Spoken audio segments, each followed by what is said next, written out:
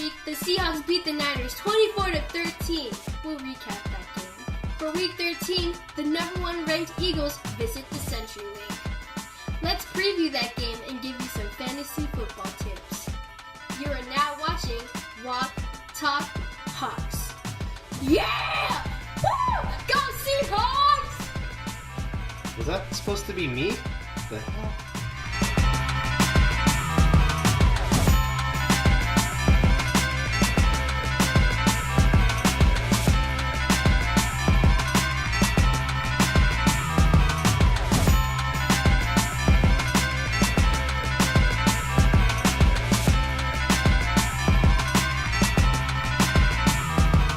John, welcome back to Walk Talk Hawks. We missed you. Yeah, happy to be back.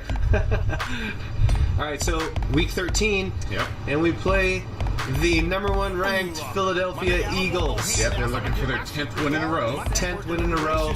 Okay, well let's rewind for a sec. Let's go back to week 12, Okay. and let's talk about positives that you had seen for the Niners game. So the biggest positive was the play of the offensive line.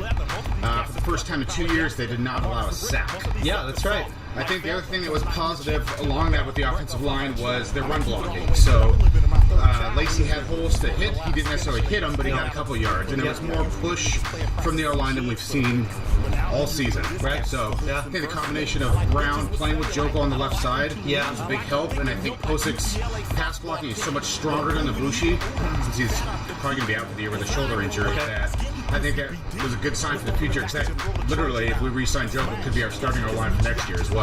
Yo, I want to give a shout out to my buddy Jasper.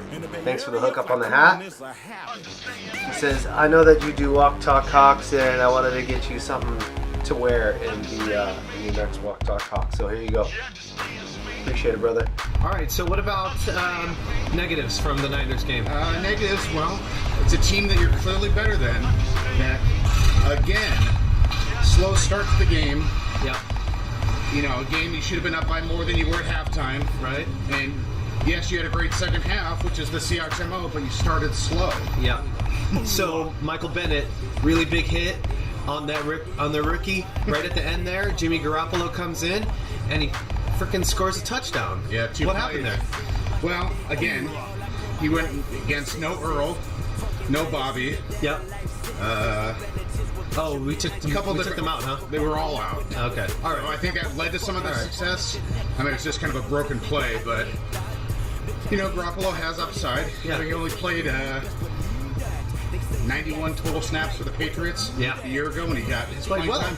91 pass attempts, I should say. So, Yeah. yeah, played well. He's got decent mobility. He's not a runner, but he's a good athlete, which Yeah. is what Shanahan wants for their system. Okay. So they want a guy that can break the pocket, make big plays down the field. Sure. Yeah. For week 13, the number 1 ranked Now let's go into Philly. Our Philly game.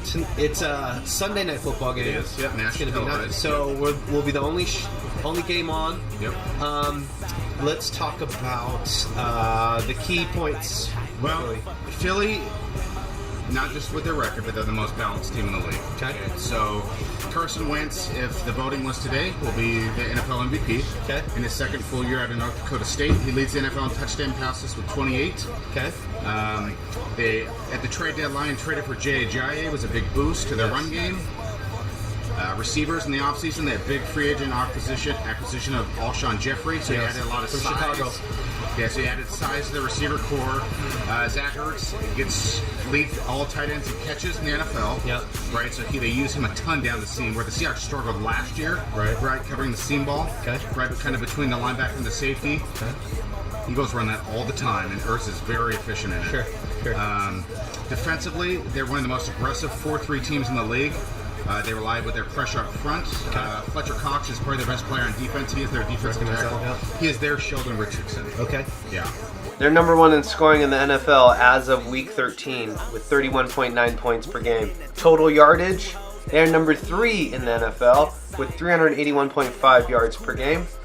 They're number 2 in rushing with LeGarrette Blount, and now they picked up Jay Ajayi, 147.5 in rushing, although they are number 15 in passing. So Tell me about the teams that they've played, because really the strongest team that they've played for how many wins do they have again? They have 9. They're looking for number 10. 9 wins. Their one real good win, I guess, would be against the Carolina Panthers. Everybody else, as of today, they don't have the greatest records, 500 or maybe even below. Yeah. Their one loss is to the Chiefs. Yeah. And that's when the Chiefs are riding high On a roll. undefeated. Yeah, that's right. Okay. That was the only game where the Eagles did not create a turnover. Sure. So what happens with the Eagles is, unlike the Seahawks, they start fast. Okay?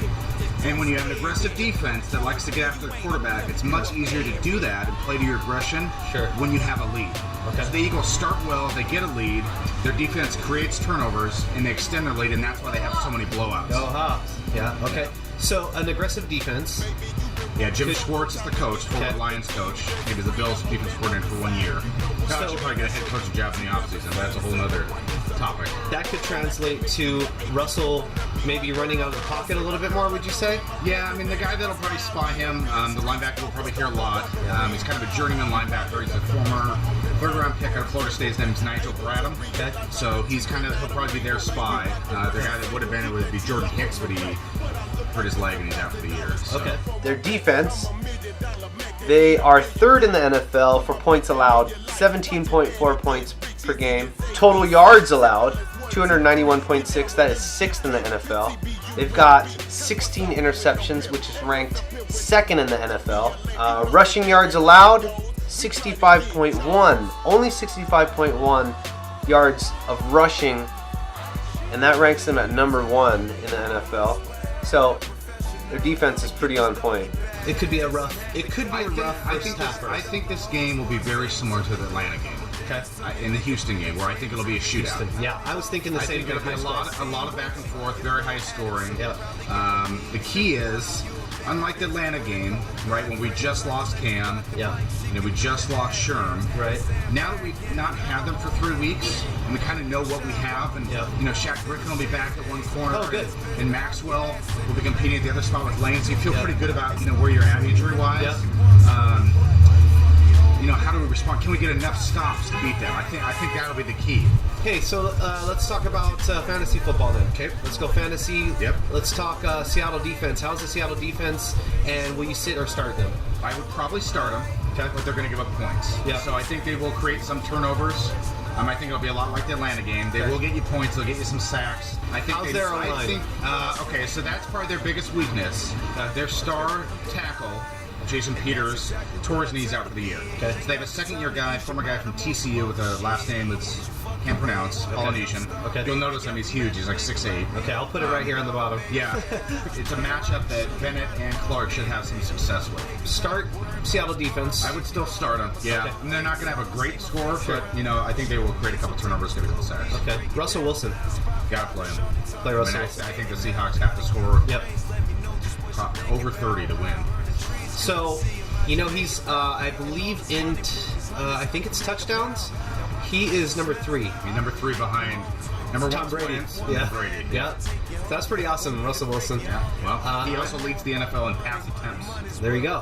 Which is super odd. Which is very different than 2 years ago. Right, exactly. Well, we don't have a running attack, so I'd be throwing that ball. Mike Davis should be back this week, so that should help. Oh, good. Yep. Good. Okay, well, we'll get there. Actually, let's go running backs. Let's start with is Thomas Rawls. Thomas Rawls will be a healthy scratch again this week. A healthy scratch. He is in the doghouse. Let's get rid of that for. Well, he's just there for a body just in case. Sit. And last week he played 1 snap in San Francisco. Thomas Rawls, sit or drop. Eddie Lacy. I wouldn't play him. Okay. He had 17 touches last week. Okay. With just over 3 yards a carry. That's horrible. It ain't working. Below league average. Still ain't working with Dwayne Brown and Joko back. Would you pick up Mike Davis? I would. Yeah. Just watch him. Right? The thing with Mike Davis is, I don't think the Seahawks will be in a position where he's going to get 20 carries. Yeah. Right, because it'll be a shootout. Okay. Right, so it's not like a game where you're trying to wear down the defense and keep handing the ball off. Sure. But he should get a couple catches like we saw last game. Okay. Right, and he should get at least probably 12 to 14 carries. We don't have a solid running back, so he'd be someone to watch. Yeah. Okay, so wide receivers. Let's start off with our boy Doug Baldwin. He didn't score last. Yeah, I think so. Doug hurt his quad in warm-ups against Arizona a couple weeks ago. Okay. And I don't think he's 100% 100%. It's not something they're talking about. Okay. But I think you've seen a couple games in a row where he hasn't lived up to his normal Doug Baldwin expectation. He still caught a touchdown 2 weeks ago. But you even see the San Francisco game, he didn't get quite as many targets. Right, exactly. I think this game they're going to need him, so I think I'd play him. Play him. Okay. Start Doug Baldwin. Yep. Okay. Paul Richardson. Paul Richardson, again, coming off a good week, had a really good first half against the Niners. Yep. Cooled off in the second half, including a big drop, which would have been a 30-yard gain. Yep. I think I would play him as well. The weakness on defense would be their corners. Okay. They have a lot of youth. They have some aggressiveness there. Okay. Is Tyler Lockett going to break out? Well, he broke out 2 weeks ago against Atlanta. Okay, so he had 197 return yards. Yeah. Now, that was the most return yards in the NFL in the last 2 years. Sure. Since they made the rule to kick from the 35. Okay. Their On the kicker- wide receiver end, though. I mean, he should get some opportunities. Yeah. But I still think Richardson and Baldwin are probably the safer bets. I agree. And then we said Jimmy Graham is a start. Yep. I'm going to say, I did last week, and I'm going to say Jimmy Graham guaranteed touchdown. We saw there's the one play where they isolated Jimmy on the right side, got that one, the one touchdown he got last game. Yeah, it's taken 3 years, really, for them to learn how to use him, right? So last year, right, which is crazy now in retrospect, okay? Yeah. He had, inside the 10-yard line last year, Jimmy Graham only had 3 total targets. That's horrible. That's horrible. Yeah. Right? So now he's scored a touchdown in, 5 straight games? Yeah. Touchdown-wise, Jimmy's got 8. He's ranked 3rd. Zach Ertz has got 7. He's tied for 5th. So Jimmy actually has more touchdowns than Zach Ertz. All right, so what is your prediction of score? We said high scoring. I think it'll be high scoring. I think the Seahawks are the more desperate team. I think they need it more than Philly. I agree. You know, I think Philly is a couple games ahead in the NFC. I think Seattle, for the first time in 6 years, is not favored at home. Wow. In the regular season. So I think Seahawks find a way to win in the shootout. I'll say 38-34. 38-34. Go Hawks! Go Hawks. Go Hawks. Go Hawks! Yeah! You like to sprinkle salt and player hate. My team can eat off share plate. Yeah. I had the black on black, I swear you're late. Every day I got some fly shit on. Keep an all black outfit on. I already bagged most of the chicks that you out here trying to get on. You just catching up to what I've been on. Yeah, that's what I've been on. I see what you're trying to do.